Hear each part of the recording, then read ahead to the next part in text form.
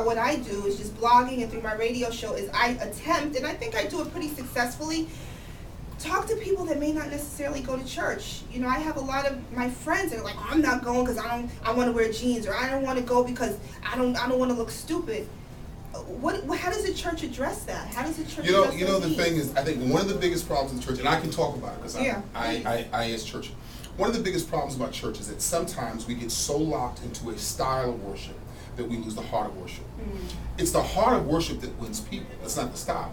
You know, when I first met my wife years ago, she was a beautiful girl. She came from a great family. But it wasn't until I got to know her heart that I fell in love with her.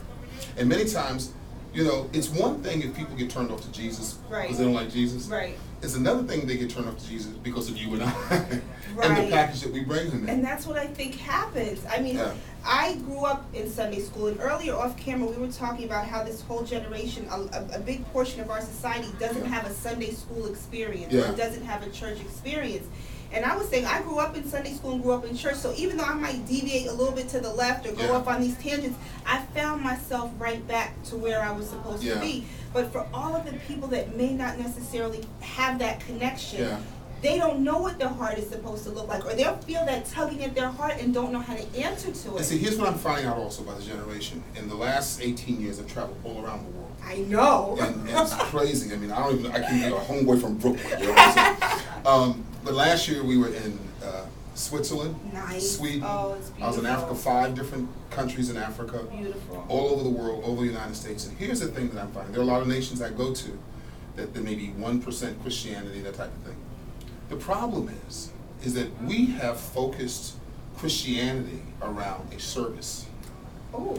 And the problem is, if people don't like a form of service, then that means they don't like Christianity.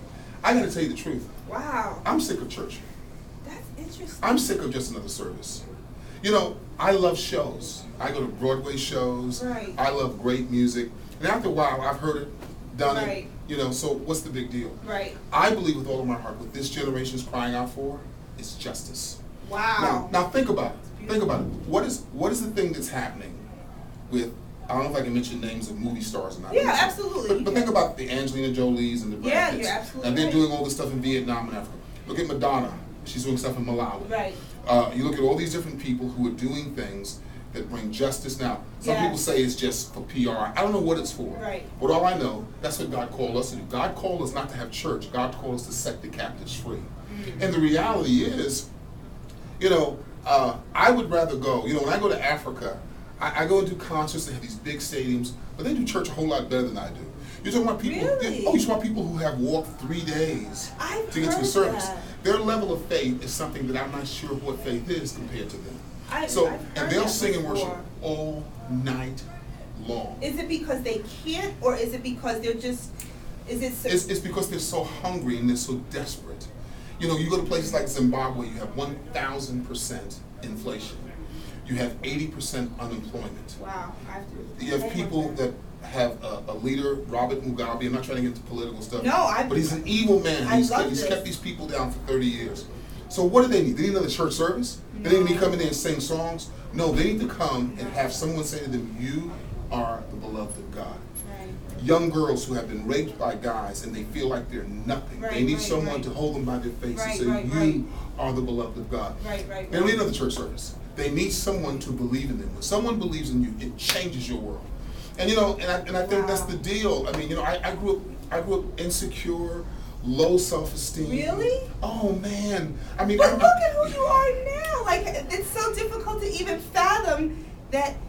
But I guess everybody has problems. you know what the as difference well. is? There's only one difference that happens. And Tell a me. lot of people say, it's Jesus. It is Jesus. But see, people put Jesus out here. But Jesus is also in there. You're a powerful person. Most of us, see, I don't even sing songs like Holding On. I don't even sing songs like that. Really? God never told us to hold on. He never told us. Holding on I means, love it. holding on means you're a victim. And you're waiting for somebody to come and rescue you. And there Wow. are some who are. What God told us to do was to press on. He told us to take action and make things happen.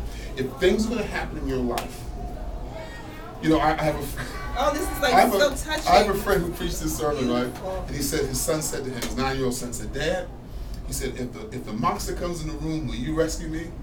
Oh, And he said, man, I got to teach my son a lesson. So he said, son, I'm not going to rescue you.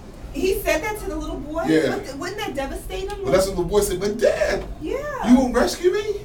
He said, no. And he said, it's a hard thing to say. He said, but here's the deal. I'm going to teach you to be strong enough so that you can beat up the monster yourself. Wow.